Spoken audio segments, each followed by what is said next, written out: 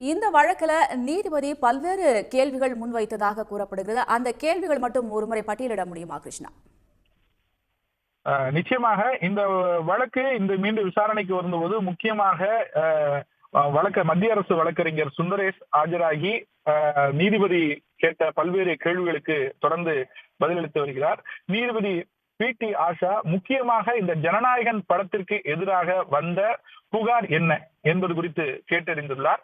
அது தொடர்பாக அந்த புகார் கடிதத்தை முழுமையாக படித்துவிட்டு புகாரில் கூறப்பட்டுள்ள காட்சிகள் நீக்கப்பட்டு விட்டதா என்ற ஒரு கேள்வியை அவர்கள் எழுப்பியிருக்கிறார்கள்.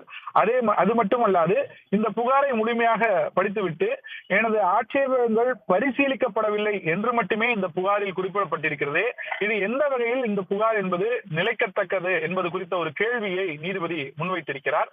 அது மட்டுமல்லாது இது தொடர்பாக தணிக்கை சான்றிதழ் வாரியம் எடுத்த முடிவுகள் அனைத்தையும் பட தயாரிப்பு நிறுவனத்திற்கு தகவல்களாக தெரிவித்திருக்கிறார்களா என்ற ஒரு கேள்வியை முன்வைத்திருக்கின்றனர். மேலும் என்னென்ன மாதிரியான பிரச்சனைகள், என்னென்ன மாதிரியான சர்ச்சனைகள் இந்த படத்தில் இருக்கிறது என்பது குறித்த கேள்விகளை மத்திய அரசு வழக்கறிஞரிடம் நீதிபதி தொடர்ந்து முன்வைத்திருக்கிறார்.